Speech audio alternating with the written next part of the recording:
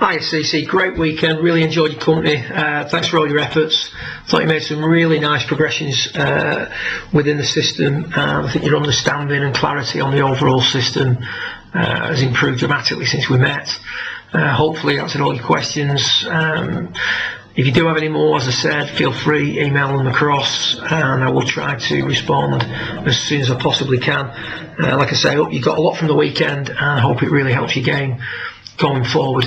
I've tried to put this recap together in the order at which we worked on things during the weekend. So we started with your low point, then we talked about down the line working on the directional control, and then we spent quite a lot of time working on your driver towards the end of the session, or towards the end of the weekend on Sunday afternoon. So first of all, in regard to low point issues, what we saw at the start of the session was that the head would drop back very fast, quite dramatically during the early part of the downswing. So during transition, the head drops back very quick. That causes the right shoulder to drop too fast. As the right shoulder drops too fast, the club gets catapulted past the hands, and whilst the overall action looks pretty tidy, we were just having a little bit of difficulty controlling the low point. We can see that the right shoulder here is much lower than the left. The wrists are starting to flatten out and the low point is fractionally behind the golf ball. So what I'm doing here is I've got the cane at the side of the head. Once we'd worked on this for a while, we put the cane between the feet and asked you to stay target side of the cane with the upper body throughout the downswing to help with your low point. So with the cane in place, what I'm trying to do here is control the rate at which your head drops back.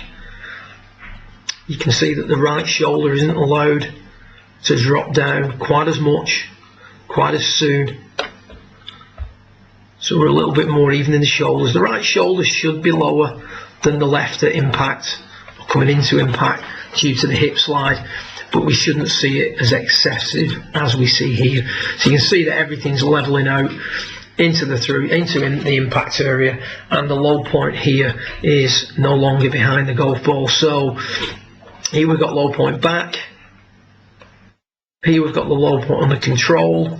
First few shots were hit thin because the tendency is to want to bring the club at its descent in anticipation of the club digging in the ground.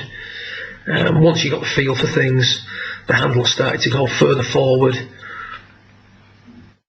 The arms started to expand more and you started to get some good strikes, as was evident during your 9-hole session.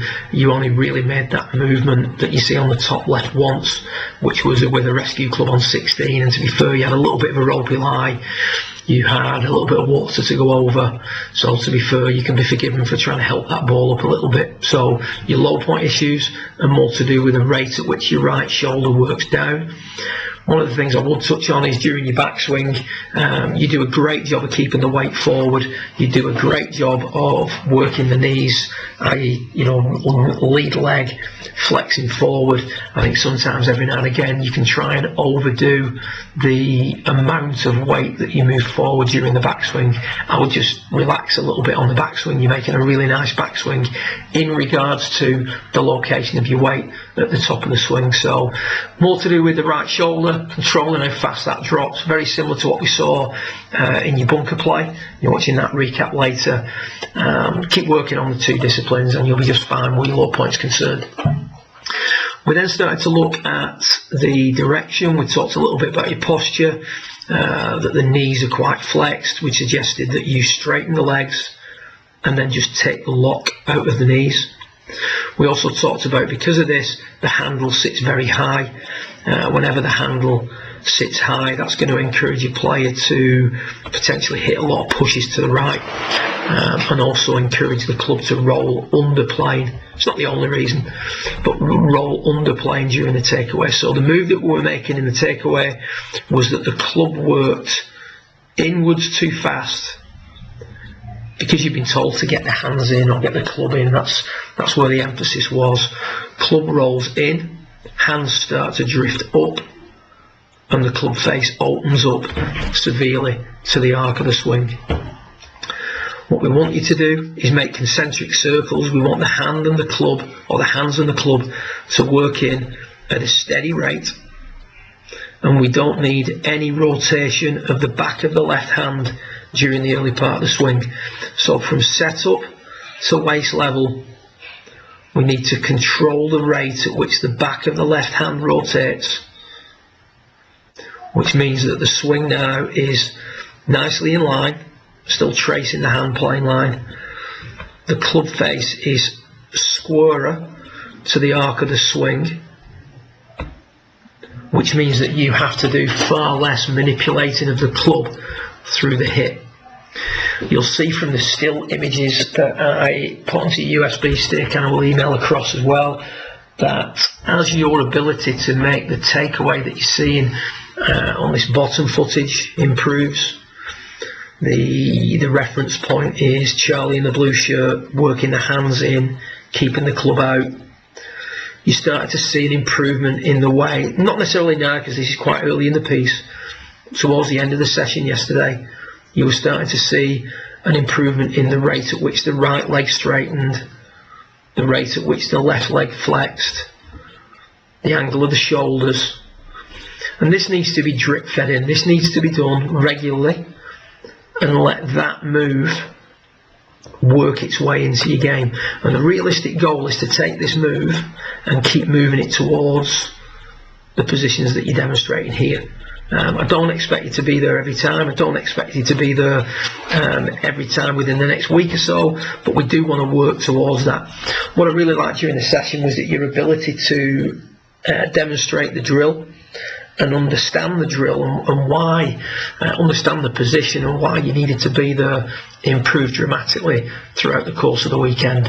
The less rolling of accumulator 3, the back of the left hand, means the less rolling of the club face, which means the club can be swung on a better plane, and as well as being swung on a better plane, is opening and shutting less in relation to that plane as well.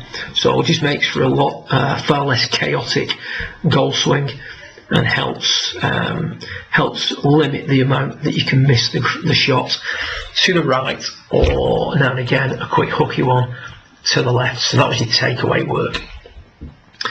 The work that we did on driver related to really calming down the rate at which you rotated through the ball. One of the things we saw as you came through with driver was that the left leg straightened very quick, the right leg was over flexing, and coming through impact we had a lot of flex maintained here in the pelvis.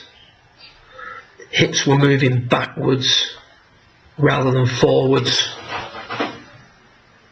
which is, robbing us of power, making it difficult to control the direction, because as the hips move back, the quote-unquote stupid circle on the mat moves back, and as a result we're going to be coming across the golf ball too much. So we spent some time here working on the bowling drill. So what we've done is we've withdrawn the right foot so that it's level with the back of the left heel, and we just asked you to hit some shots. When you're doing this, it makes it really easy to turn on the way back, but curtails the rate at which you can turn on the way through. Turning and flexing are directly linked, and we can see that when we're doing this drill, the lead leg doesn't straighten at such a high rate. The hips don't work backwards, they start to push forward more,